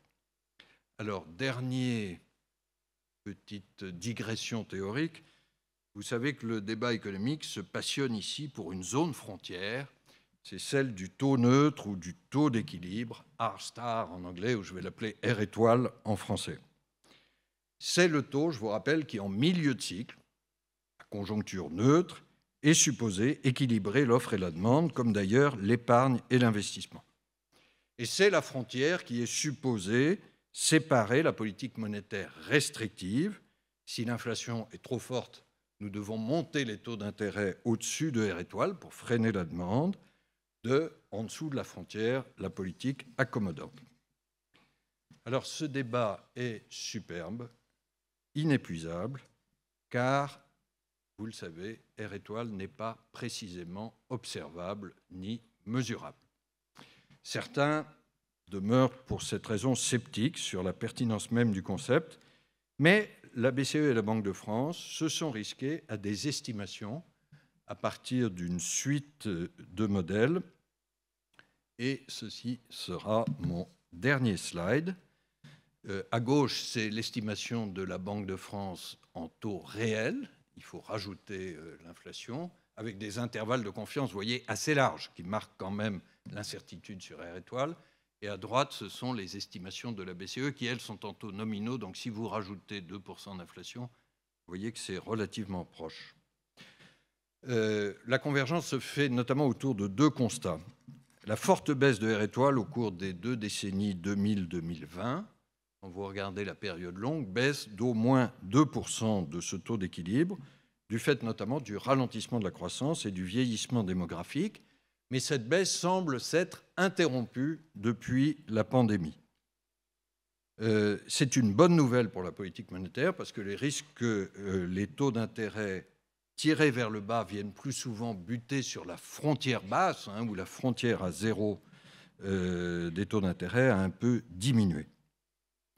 La deuxième convergence, c'est qu'en zone euro, le taux neutre réel serait légèrement positif, entre 0 et 0,5%, mais j'ai souligné l'intervalle de confiance large. Et donc le taux neutre nominal pourrait se situer entre 2 et 2,5%. Je le relève au passage, il serait plus élevé d'environ 1 point aux États-Unis, compte tenu là-bas de l'excédent de l'investissement sur l'épargne et d'une démographie et de gains de productivité plus dynamiques. Si je reviens à l'Europe, cette fourchette de 2 à 2,5% pourrait être une approche raisonnable de la moyenne des taux nominaux de la BCE au long d'un prochain cycle monétaire. Cet ordre de grandeur ne constitue pas pour autant nécessairement la cible de la phase actuelle de baisse des taux.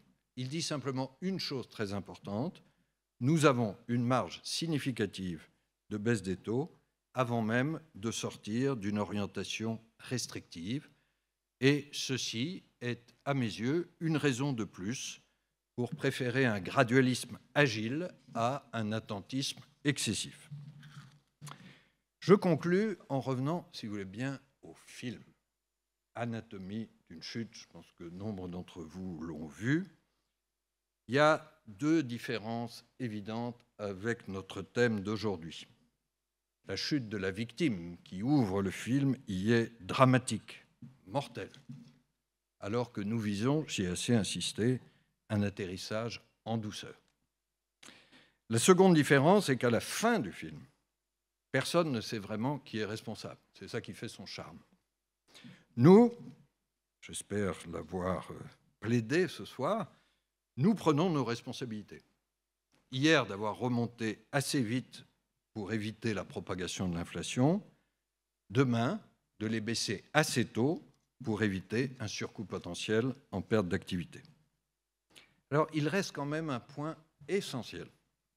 Le film est un succès incontestable. Et je redis devant vous notre engagement à gagner la bataille contre l'inflation. sans faiblir dans notre détermination européenne. Et je termine aussi par l'adjectif que tu as employé. Il y a eu le temps du resserrement, puis celui de la patience dans la politique monétaire, avec des taux stables depuis septembre dernier. Vous pouvez avoir confiance maintenant dans le troisième temps du scénario, celui du gradualisme agile. L'euro, c'est un cas d'Europe concrète et un cas d'Europe qui réussit ensemble. Merci de votre attention.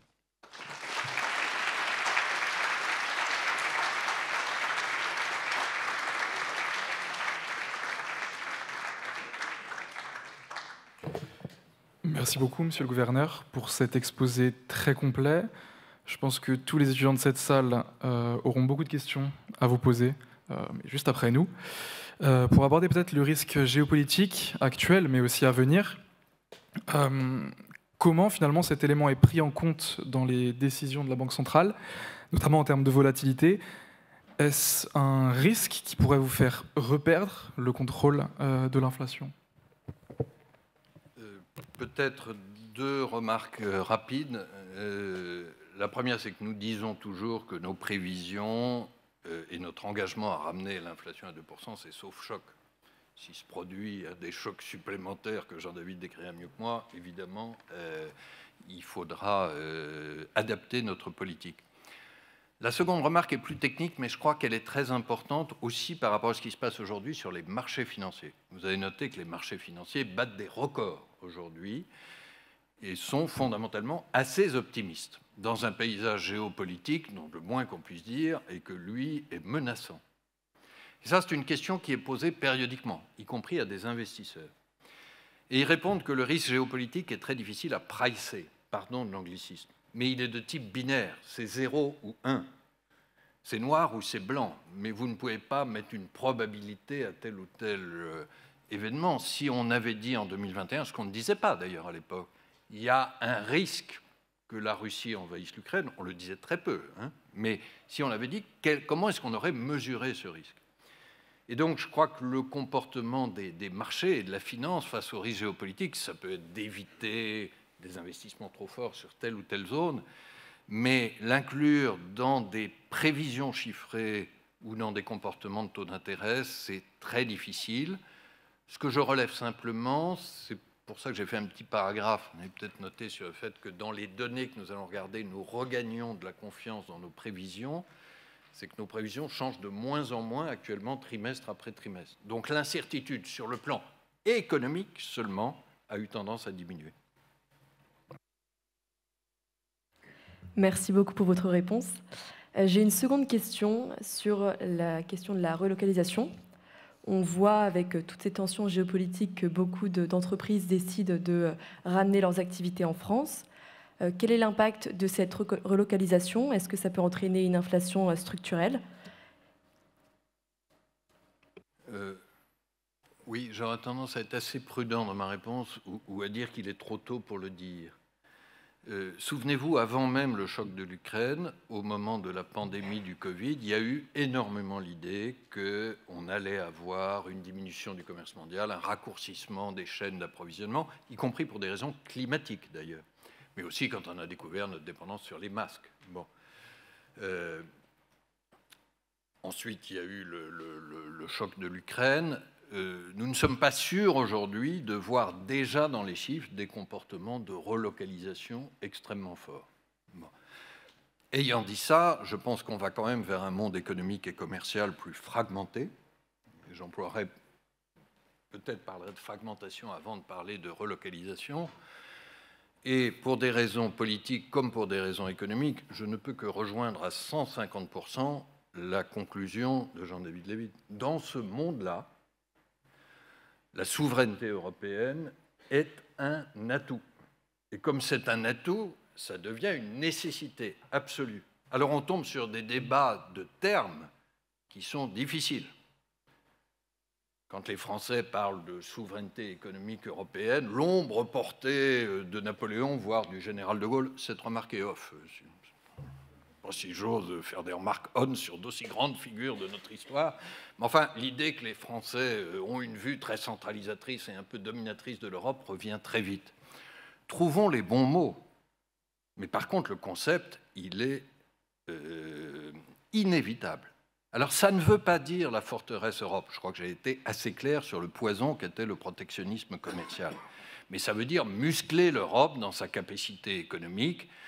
Pour vous citer un exemple, je ne sais pas s'il permet les relocalisations, mais en tout cas, il permet la réindustrialisation et surtout l'innovation technologique européenne. La fameuse union des marchés de capitaux dont on parle consiste à utiliser davantage la masse d'épargne excédentaire en Europe, 300 milliards d'euros par an, pour financer davantage d'investissements numériques et climatiques en Europe.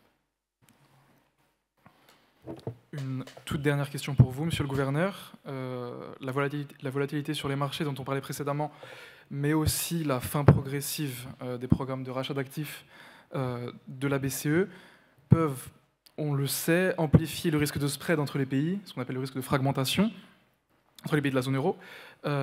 Nous avons vu quelles pouvaient être les conséquences en 2010 avec la Grèce. Comment gérez-vous ce risque? Quels sont les outils de la Banque centrale européenne pour le mesurer et pour le gérer? Alors, là, je veux être très clair. Autant le risque de fragmentation commerciale à l'échelle mondiale a augmenté. Je crois que c'est ce que nous avons dit l'un et l'autre. Autant le risque de fragmentation monétaire à l'intérieur de la zone euro a énormément diminué. Je suis un peu plus âgé que vous, de quelques années à peine, mais j'espère qu'il n'y a pas de sourire dans la salle. Mais ça me crée un avantage, c'est que quand j'étais jeune fonctionnaire, moi j'étais à Bercy et j'étais le conseiller Europe de Pierre Bérégovoy, ministre des Finances de l'époque. Donc, moi, l'euro, c'est l'histoire de l'Europe, c'est très modestement aussi la mienne. J'étais à Maastricht fin 91. J'ai ensuite été en poste à Bruxelles et je suis extrêmement heureux aujourd'hui de faire vivre l'euro. Pourquoi je dis ça? Parce que depuis 25 ans que l'euro est en place, périodiquement, et ça a même commencé avant, je peux vous dire qu'au moment de Maastricht, il y avait des observateurs européens et surtout non-européens qui disaient « ça ne marchera jamais ». Vous ne pouvez pas faire une monnaie, à l'époque avec 11 États, aujourd'hui avec 20 États différents, ça va exploser. Et puis, il y a eu une série de stress tests extrêmement vigoureux. La crise financière, le 2008 dont parlait André tout à l'heure, la crise propre, la crise de la dette en zone euro en 2011, la crise grecque en 2015, le Covid en 2020, l'Ukraine en 2022 et le retour de l'inflation. À chacun de ces tests, l'euro est sorti renforcé. Et pour répondre très précisément à votre question sur la période la plus récente, nous avons mis en place, à l'été 2022, un instrument technique qui s'appelle TPI, pardon, je vais le dire en anglais, Transmission Protection Instrument, qui est l'idée de dire que s'il y a des spreads injustifiés entre les pays, injustifiés, je le souligne, nous serons prêts à intervenir pour protéger la bonne transmission uniforme de la politique monétaire dans l'ensemble de la zone. Je crois que l'existence, la simple existence, nous n'avons pas eu à l'utiliser, de cet instrument TPI a contribué à réduire les spreads. Et aujourd'hui, les spreads sont plutôt à un niveau historiquement bas. Alors après, il faut évidemment que la politique budgétaire de chaque pays continue à inspirer confiance. C'est une remarque générale. Merci, Monsieur le Gouverneur, pour toutes ces réponses très complètes. L'heure tourne. Je vous propose maintenant de passer aux questions du public. J'invite donc celles et ceux qui aimeraient poser une question à lever la main bien haut. Nous allons vous apporter un micro. Tu peux le faire. Yes.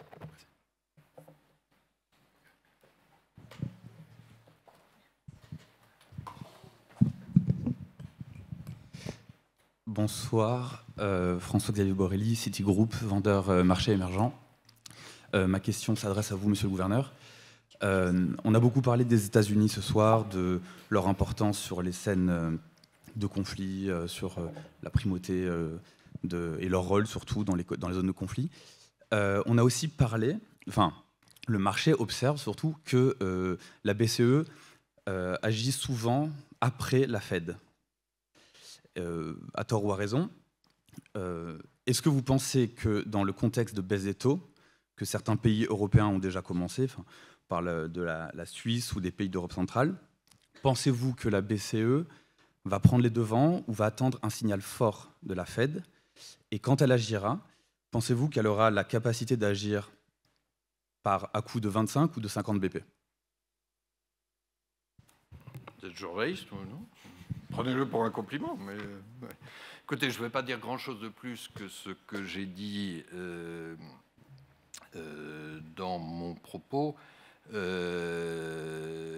vais simplement dire que nous sommes indépendants, je l'ai assez souligné, et nous sommes aussi indépendants des États-Unis dans notre rythme. Et chacune des deux banques centrales, évidemment, nous nous parlons. Nous nous retrouvons à Bâle tous les 2 mois, puis il y a des contacts très réguliers en G7 ou à Washington. Nous nous parlons, mais chacune des deux banques centrales se décide d'après la situation économique chez elle. Il se trouve qu'il y a eu un certain parallélisme entre le cycle inflationniste aux États-Unis et en Europe, mais il n'avait pas tout à fait les mêmes causes, il n'a pas eu tout à fait le même calendrier, il n'a pas eu tout à fait le même niveau. Voilà. Donc chacun est libre. Je crois d'ailleurs que j'avais glissé une petite phrase là-dessus, je la signale à l'attention. Il y a même une phrase, tiens, je vais en profiter pour la rajouter, parce que mon texte écrit est quelquefois un peu plus long que l'oral.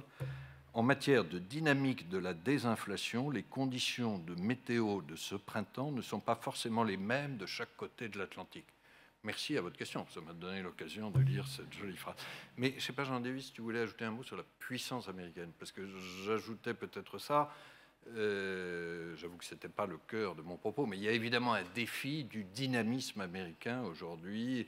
Les entreprises françaises ou européennes sont très préoccupées par l'IRA, vous savez, ce mécanisme de subvention, mais je ne suis pas sûr que ce soit le seul facteur, ni même le facteur principal.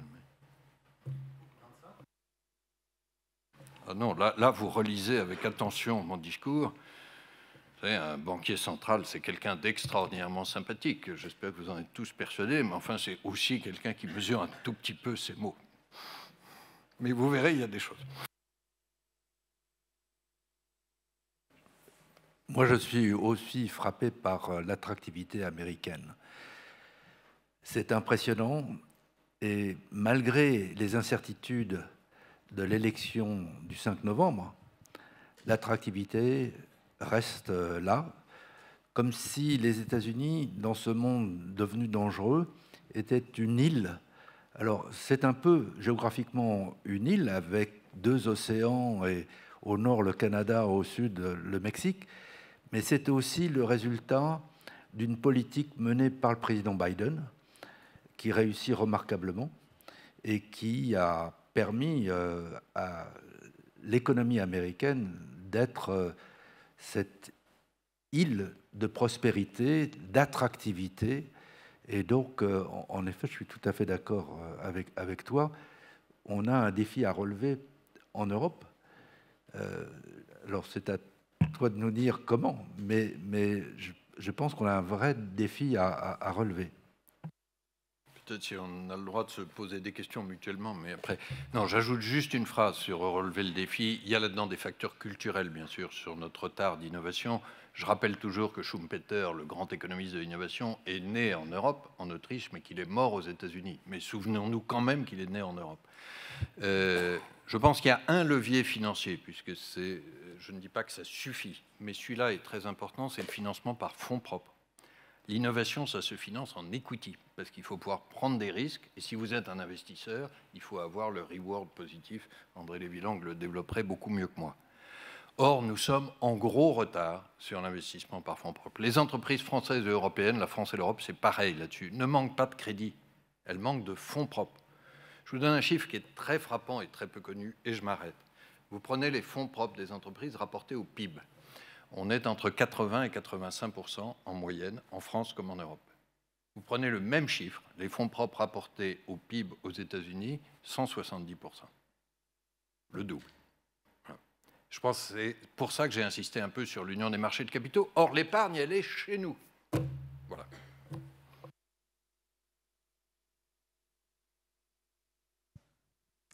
Oui, tout d'abord, merci beaucoup pour vos présentations et vos interventions. Donc, tout d'abord, j'étais interloqué par en fait, des propos, l'utilisation du mot de Deuxième Guerre mondiale par M. Levitt au lieu de Seconde Guerre mondiale. Donc, Et aussi, j'étais intéressé par votre mention de la posture attentiste du président Vladimir Poutine en ce qui concerne l'issue des présidentielles américaines. Donc, sans vouloir aller plus vite que la musique, et vous êtes certainement plus informé que moi à ce sujet-là, j'aimerais poser 2 questions dans une logique et un constat personnel, voilà, lié notamment à la finance. Donc, j'aimerais revenir tout d'abord sur aussi l'intervention de Ken Griffin, qui est le CEO de Citadel, un fonds d'investissement et teneur de marché, ou market maker en anglais, qui a dit l'année dernière, dans une conférence, que en général, les baisses des taux impactent les marchés financiers 2 ans après. Donc à ce moment-là, je me suis dit, mais qu'est-ce qu'il veut dire par là? Moi, néophyte. Donc, en effectuant des recherches personnelles, et encore, je ne sais pas si j'ai tort ou non, donc vous pourrez me corriger. En général, une baisse des taux est suivie d'une récession et dans une situation, dans une logique contrarienne ou anticipative, et donc une baisse des marchés. Comme vous l'avez très bien mentionné, M. Villeroy, donc nous sommes dans une période qu'on peut dire comme spéculative, avec des bulles, une hausse des marchés commodités, des métaux précieux, des actions. Donc, est-ce qu'on peut parler aussi de problèmes de timing, de baisse des taux, qui devaient être initialisés aux États-Unis peut-être ou en Europe en mars. Donc, voilà, donc en reprenant ceci et en liant avec justement Vladimir Poutine et les conflits géopolitiques, est-ce que justement, si récession il y a, correction, voire crash il y a suite à une baisse des taux, c'est hypothétique, hein, peut-être que je me trompe, est-ce qu'il y aurait une remise potentielle en cause des Bidenomics, donc potentiellement en fait une désapprobation, enfin, de Biden et justement sa perte, enfin son échec face à Trump. Et donc, est-ce que cela créerait justement un effet cascade et potentiellement de nouveaux conflits, vu que vous avez relié le fait que Vladimir Poutine pourrait escalader tout ça dans le cas où Trump gagnerait.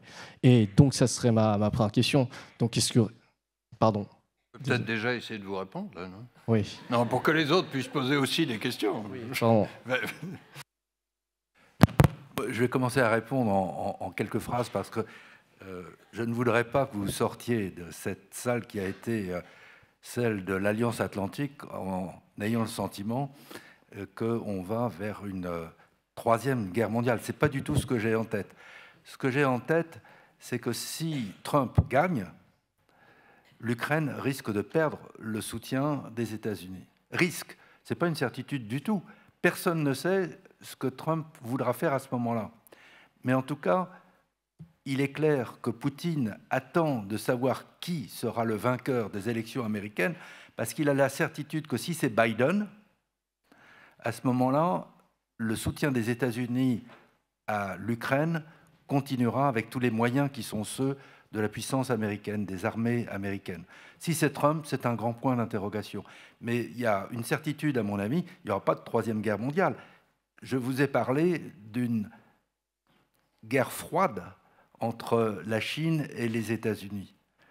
Et la guerre froide, la première, s'est terminée après 3 ans par la fin de la guerre chaude en Corée, avec le 38e parallèle, qui est toujours là.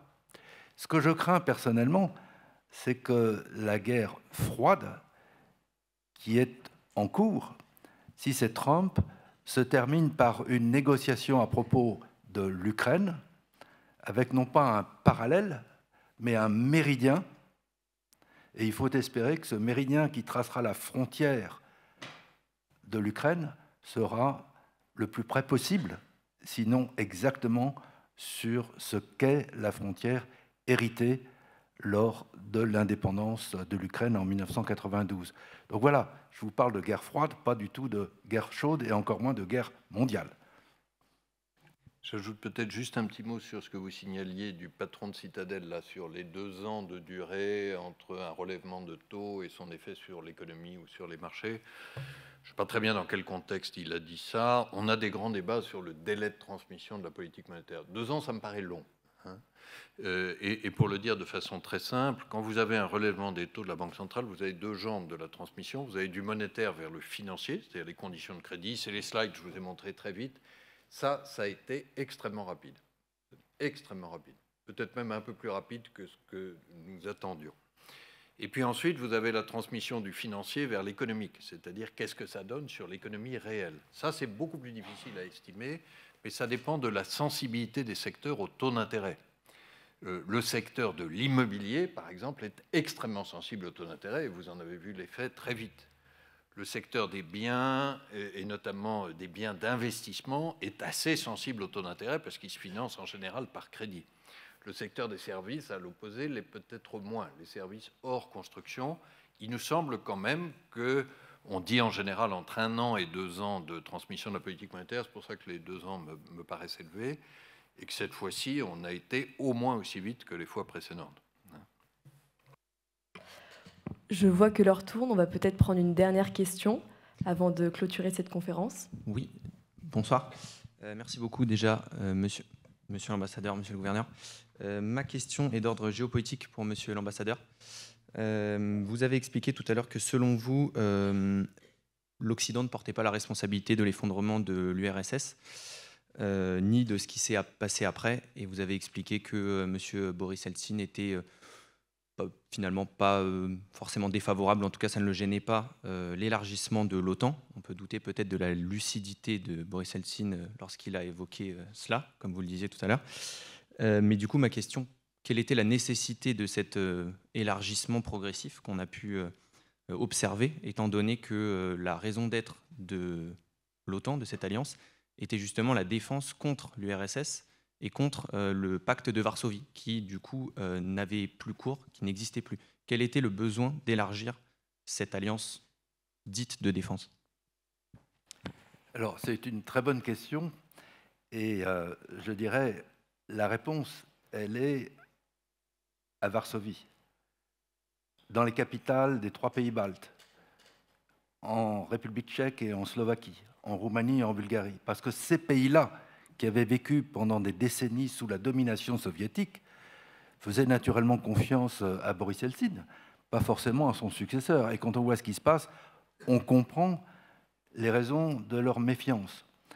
La question se posait dans des termes différents pour les pays qui participaient de l'URSS. Et il y a une vraie différence historique entre l'Empire soviétique, qui comprenait la Pologne, la République tchèque, la Slovaquie, la Roumanie, la Bulgarie, et puis les pays qui faisaient partie, les 15 pays, la Russie et les 14 autres, de l'Union des républiques socialistes soviétiques.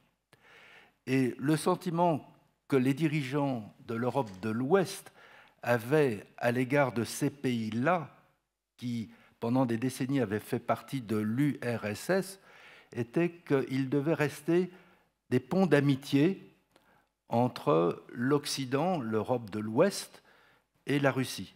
Et c'est le sentiment que nous avions à l'époque sur l'avenir de l'Ukraine, par exemple, au moment où Boris Yeltsin était le patron de la Russie. Alors, est-ce qu'il fallait aller plus vite et aller plus loin, et pendant qu'on y était, absorber l'Ukraine et la Moldavie et la Géorgie, etc. Certains le pensaient, et moi, ce que j'ai vécu en 2008, par exemple, lors du sommet de l'OTAN de Bucarest, c'est que le président Bush s'est rendu à Kiev avant l'ouverture du sommet pour dire « je veux que l'Ukraine et la Géorgie puissent rentrer très vite dans l'Alliance Atlantique ». Et nous étions déjà, Angela Merkel et Nicolas Sarkozy, à Bucarest, et les deux ont immédiatement pris la parole dans une conférence de presse improvisée pour dire « ça se décide à l'unanimité ». Et nous ne voyions pas l'avenir de la même façon. Et il y a eu un débat qui a duré des heures à Bucarest, au sommet de l'OTAN. Faut-il faire rentrer l'Ukraine, la Géorgie et d'autres dans l'OTAN? Et la discussion n'a pas abouti. Alors, si vous relisez le sommet, la conclusion du sommet de Bucarest de 2008, vous verrez qu'il est dit il est permis à tout État qui le souhaite, qui participe à l'espace géopolitique européen, d'être candidat. Mais, comme vous l'avez vécu avec la Finlande et la Suède, ça se décide à l'unanimité. Et les dirigeants russes savaient très très bien que la position de l'Allemagne, de la France et d'autres Européens de l'Ouest était de dire la vocation d'un pays comme l'Ukraine est d'être, encore une fois, un pont d'amitié, de coopération pour construire un continent européen de paix et de coopération. Malheureusement, cette vision-là a été détruite par Poutine. C'était la vision de Boris Yeltsin, ça n'est plus la vision d'aujourd'hui de Poutine. Et s'il y a un responsable de la catastrophe actuelle, pour la Russie et plus encore naturellement pour l'Ukraine, c'est Poutine et lui seul. Et lui seul. Il est l'heure de terminer cette conférence avec un petit peu de retard et de poursuivre les discussions autour d'un cocktail situé en sortant de cette salle juste sur votre droite. Salle 7. Salle 7. J'aimerais avant ça remercier le public d'avoir été si nombreux ce soir. Merci aussi aux étudiants du Magistère Banque Finance Assurance et à sa directrice, Madame Martine Carré-Talon. Merci à la House of Finance, à l'Université Paris-Dauphine pour leur aide dans l'organisation de cet événement. Et enfin et surtout, un immense merci à nos trois invités, Monsieur Lévy-Lang, Monsieur Lévit et Monsieur Villeroy de Galhau, pour d'avoir accepté notre invitation ce soir. Merci beaucoup.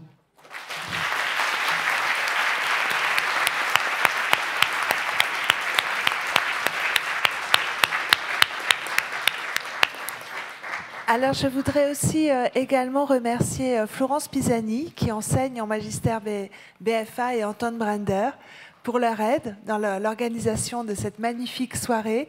Ils ne peuvent pas être avec nous ce soir puisqu'ils sont justement aux États-Unis. Mais voilà, on pense à eux parce pour leur présence fidèle aux côtés du magistère.